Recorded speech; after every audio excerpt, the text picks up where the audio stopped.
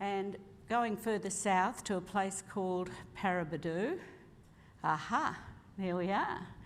Well, in particular, the company, we'll just quickly go over that.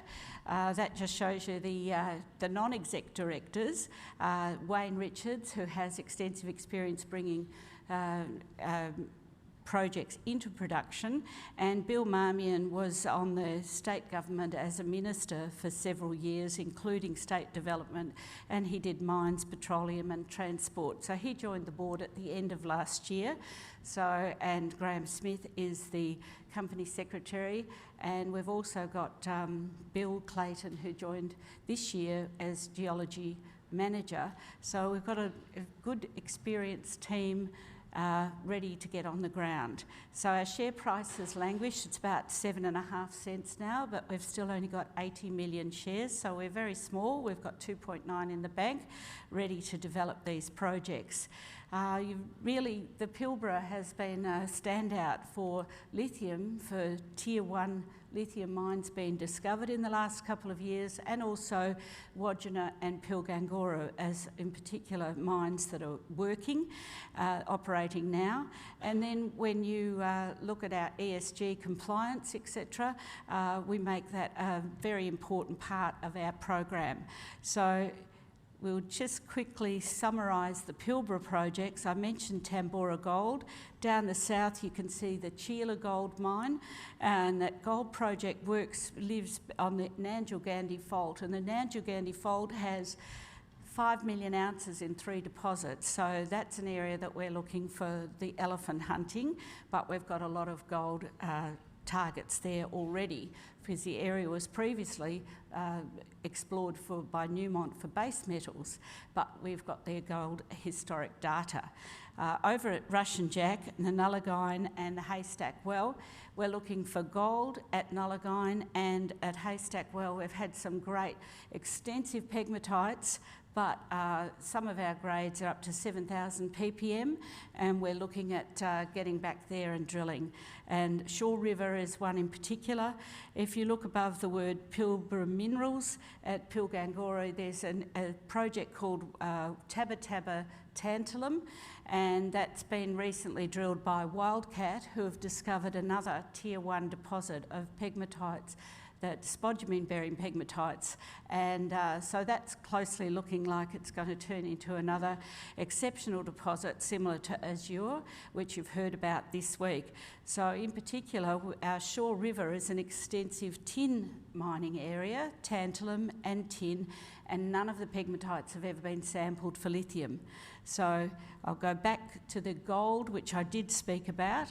So that just gives you an idea of working in the area. It is only about an hour and a half from Port Hedland, so access is exceptional, and the 5 metres at 6 grams included 1 metre at 28, and you can see the Tambourah King is halfway down there.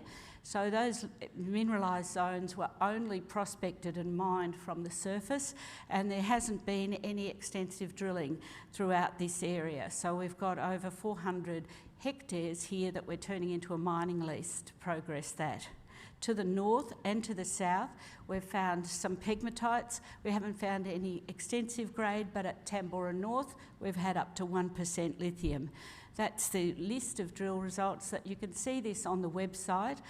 It is posted, so I won't go into the details, but those target areas are around that edge of the granite, and we're looking forward to drilling there.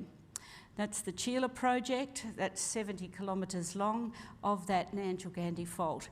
So if you have a look at this area, we surround the Electric Dingo, which is 20,000 ounces, and that's owned by Black Cat, which is 70 kilometres to the northeast, and that's where the processing plant is for Black Cat. So we think that anything we find here, we'll be able to mine. Our target is 8 metres at 8 grams at 88 metres in depth. So that was one of the historic drill targets that was identified when they were looking for base metals. And you can have a close-up here of this on the website when you can look at these drill holes. And remember, they were looking mostly for base metals. So There's some of the other drill holes. I won't go into it, but very exciting targets. And we also, the electric dingo is excised from our tenement, but we do have 70 kilometres of this fault structure to investigate.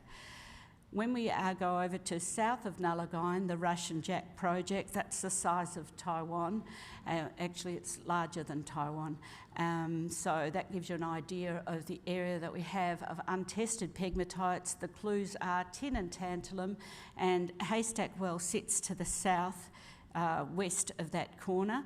So some of these areas we've had 1% lithium in a biotite shear, and we're going to continue testing that. Some of our recent results show we've used drone surveys, and it's been really remarkable to pick out some untested pegmatites over vast areas. We've been working with CSIRO doing machine learning on some of these target development, and some of their reporting will be available in the next couple of months. So the Shaw River, you can see that is closely in this top left there. So Shaw River is the extensive tin mine. Tambourah North is where we've had 1% lithium, and Russian Jack we've also had some rock chips at 1%. In particular at the Shaw River, it was an extensive alluvial tin, 6,000 tonnes of tin. Tin, even now, there's 5 kilometres of dumps that we will test to see if that's worth. Tin is 25,000 US a tonne, so we've still got some potential there. But the main thing is doing the sampling. We've had up to 4,000 ppm in lithium, and this is an example of the drone survey. So if you go back to that top left, figure 5, that area, we haven't been on the ground there, but some of those pegmatites are 700 metres long. So we've got some exciting targets to get on sample and follow up with drilling. And the same at Haystack Well. The previous historic data showed extensive soil sampling, 500 ppm, 200 ppm in most of those areas, and we've followed that up with sampling of 4,000 ppm lithium, and in some of the biotites we've had up to 1%. So these areas, I understand that lithium is still a needed commodity, and we're still including lithium in our exploration portfolio. Finally, we do continue to expand our lithium portfolio and our gold, but in particular this area is TG6 is sitting to the west of us.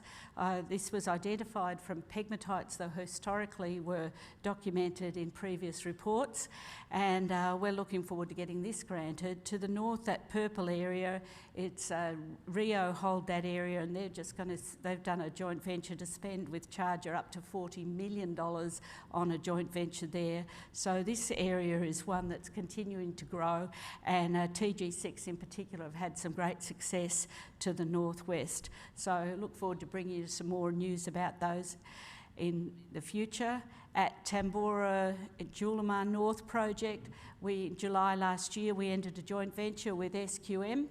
SQM are earning initially 50%, spending 1.5 million, and SQM are looking for pegmatites.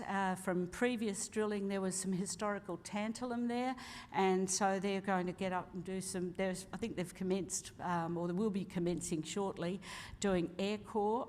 They've had access agreements, and that is the area that just is sitting north of the Chalice deposit. Tambourah Nullagine, it's extensive gold prospects, but there was historical tin, and as a result nobody's tested for lithium pegmatites, nobody's even prospected there. So that we're going to, we'll do that at the same time when we're down at the Russian Jack area. And that's our busy work program coming up. You can follow that and look forward to some good, strong news results from Tambourah in the coming months. We've got advanced gold. Looking forward to doing our next round of drilling at Sheila and at Tambourah Gold, and getting on the ground and getting the results of some of our CSIRO collaboration, and also bringing you news from our Julimar SQM JV. Thank you very much.